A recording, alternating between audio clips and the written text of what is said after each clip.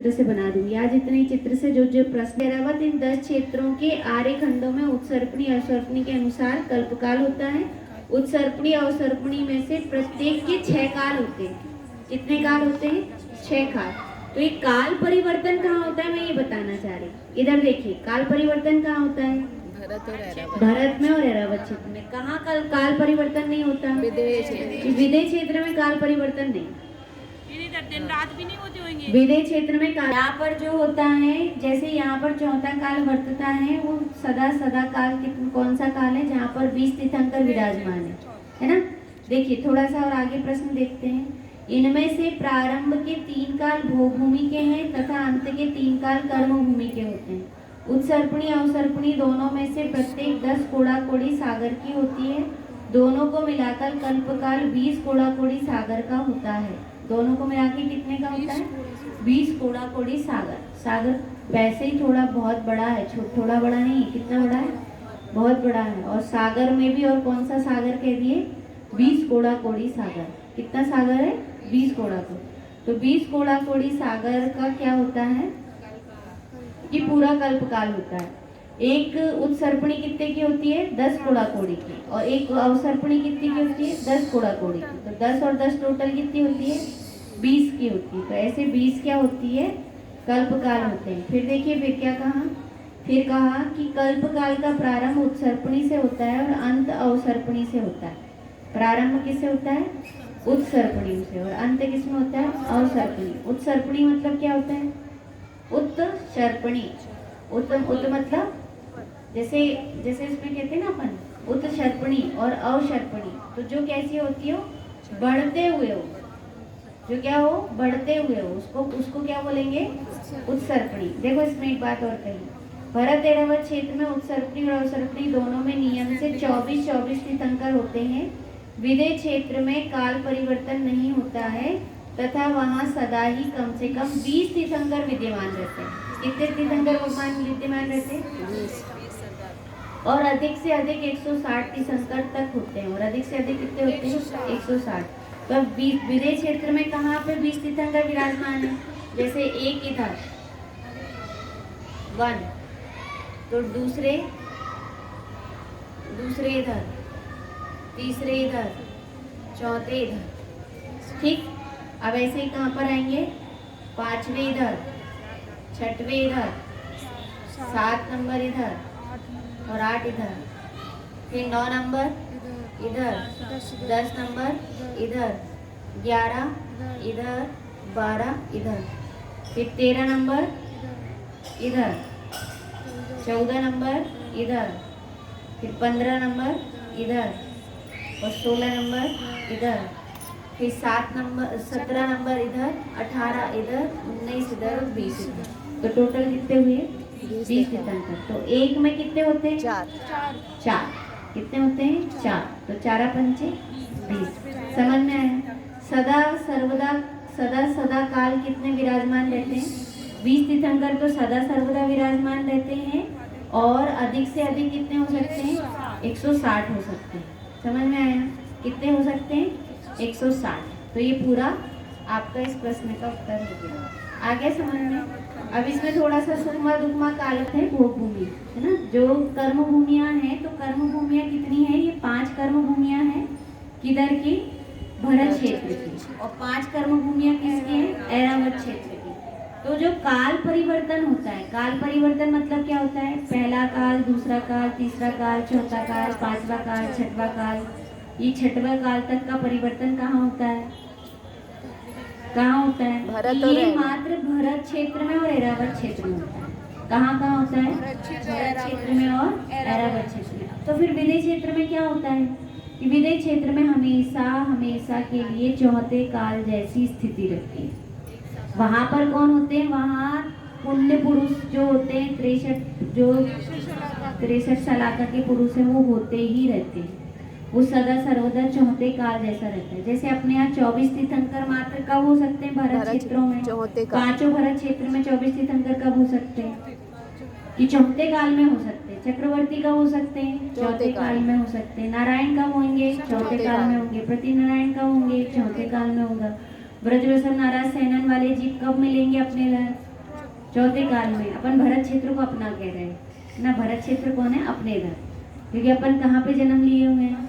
भरत क्षेत्र में। तो भरत क्षेत्र में कितने होते हैं कि भरत क्षेत्र में ये कितने हैं कि ये 5 भरत क्षेत्र है और 5 ऐरावत क्षेत्र है। इसमें दोनों में कौन सी भूमियाँ हैं?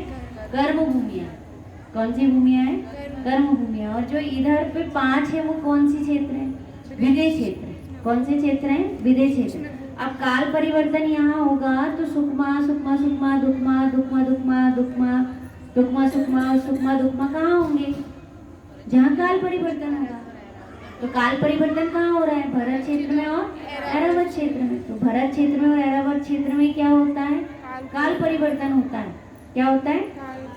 काल परिवर्तन होता है। और यहाँ पर एक टाइम के लिए 24 तीर्थंकर होते हैं, लेकिन एक साथ नहीं हो सकते। भरत क्षेत्र में और ऐरावत क्षेत्र में क्या नहीं हो सकते? एक साथ नहीं हो सकते। एक साथ क्यों नहीं हो सकते? कारण उसका क्या है?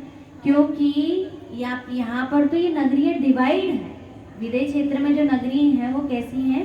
जैसे अपने इधर ये भरत क्षेत्र अकेला है, ऐसे वहाँ एक एक नगरी अकेली है। ऐसा समझो, बहुत बड़ी है, विशाल है ना। वो नगरी कह रहे हैं पर वो नगरी अकेली नहीं है। उसको क्या कहेंगे? उसको 32 नगरियां कह दिया तो अपन नगरियां कह रहे हैं, लेकिन वो क्षेत्र है, वो महाविदेय क्षेत्र का क्षेत्र है। तो उन महाविदेय क्षेत्र का जो क्षेत्र है उस क्षेत्र के लिए कहा है वहां पर कि उस क्षेत्र में क्या है कि उस महाविदेय क्षेत्र के क्षेत्र में ये 5 भरत में जो काल परिवर्तन होता है वैसा काल परिवर्तन वहां नहीं होता। यहाँ 24 तीर्थंकर होते हैं, एक के बाद एक होते हैं। कब होते हैं? एक के बाद एक होते हैं। लेकिन यहाँ पर 20 तीर्थंकर कैसे रहते हैं? एक साथ सदा काल विराजमान रहते हैं। और 160 भी कैसे हो सकते हैं? एक साथ हो सकते हैं। वो तो एक साथ हो सकते हैं विदेश क्षेत्र में, लेकिन यहाँ पर 24 तीर्थंकर एक साथ होते हैं क्या? कि एक साथ नहीं होते। वो कैसे होते हैं? एक के बाद एक होते हैं। पहले तीर्थंकर होंगे, फिर दूसरे तीर्थंकर होंगे, फिर तीसरे तीर्थंकर होंगे, ऐसे 24 तीर्थंकर होते हैं, है ना। और यहाँ पर जो 20 तीर्थंकर जो विराजमान रहेंगे 5 विधे में, एक विधे में कितने हैं? 4, दूसरे विधे में 4, तीसरे विधे में 4, चौथे विधे में 4 और 5वें विधे में 4। तो कितने हो गए? 20। कितने हो गए? 20। तो ये 20 क्या है? विदेश क्षेत्र में। किसमें है वो? विदेश क्षेत्र में। तो वो विदेश क्षेत्र के कहे गए। किसके कहे गए? विदेश क्षेत्र के। तो विदेश क्षेत्र के 20 तीर्थंकर तो सदाकाल रहते हैं, लेकिन एक साथ हो सकते हैं। तो एक साथ कब हो सकते हैं कि वो एक साथ 160 हो सकते हैं। कब हो सकते हैं? कभी भी हो सकते हैं। 160 तीर्थंकर एक साथ क्या हो सकते हैं कि वहां पर हो सकते हैं। यहाँ पर नहीं होते। कहाँ नहीं होते? भरत और ऐरावत क्षेत्र में नहीं होते। कहाँ पर नहीं होते? भरत और ऐरावत क्षेत्र पर नहीं होते। और कहाँ होते हैं? कि विदेश क्षेत्र में होते हैं। पर वो अलग अलग नगरी में होते हैं। एक ही नगरी में पूरे 160 हो जाए ऐसा होगा क्या? कि नहीं होगा। एक नगरी में नहीं होंगे। कितनी नगरी में होंगे? वो अलग अलग की जो जितनी 8 नगरियां हैं, एक तरफ की 8 नगरी और पूरी मिला के 32 नगरी, तो एक क्षेत्र की 32 नगरियों में हो सकती है। आए समझ में? तो इसमें जो कहा ना अधिक से अधिक 160 कहे। कितने कहे? अधिक से अधिक 160। इसलिए तो कहते हैं ना जो तीर्थंकर होते हैं तो पंचकल्याणक, कितने पंचकल्याणक वाले होते हैं? भरत क्षेत्र में और ऐरावत क्षेत्र में तो 5 कल्याणक वाले तीर्थंकर होते हैं। लेकिन विदेश क्षेत्र में क्या होता है कि विदेश क्षेत्र में तो कोई जीव है और जाकर वहां पर क्या हुआ कि बैठा, और बैठते से उसको क्या हुआ कि मुनि दीक्षा हुई, मुनिराज बने, और उसके बाद भी क्या हो जाता है उनको कि उनके मुनिराज बनने के बाद भी तीर्थंकर प्रकृति का बंद हो जाता है। तो 2 कल्याणक वाले भी तीर्थंकर होते हैं। कोई 2 कल्याणक वाले होते हैं, कोई 3 कल्याणक वाले होते हैं। कोई को ऐसा हुआ कि कोई श्रावक अवस्था में था और श्रावक अवस्था में उनने क्या किया? तीर्थंकर प्रकृति का बंध बांधे। तो तीर्थंकर प्रकृति का बंध जैसे ही बांधे तो उनको क्या हुआ कि उनको वहीं पर 3 कल्याणक वाले तीर्थंकर हो गए। देखो मतलब तीर्थंकर प्रकृति का उनका मतलब वो उनके परिणाम देखो कि वहां पर उनको सर्व जीवों के प्रति, पहले मैं बचपन में बहुत सोचती थी कि तीर्थंकर बनते कैसे हैं, तो उसमें आया है कि जब तीर्थंकर बनते हैं तो सर्व जीवों के प्रति करुणा वात्सल्य उमड़ता है। और ऐसा वात्सल्य उमड़ता है कि मेरे निमित्त से ही सारे जीव भगवान बन जाए।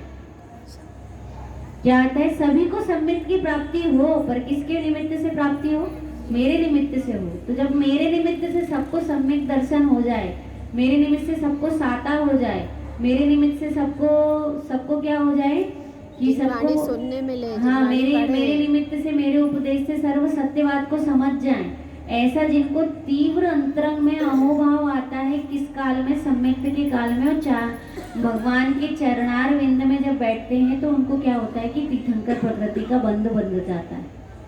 तो ऐसा जो भाव होता है, उस भाव से तीर्थंकर नामकर्म नाम का महापुण्य का उदय आता है। और ऐसा उदय आता है कि सर्वांग में से ओंकार ध्वनि गिरती है। कहाँ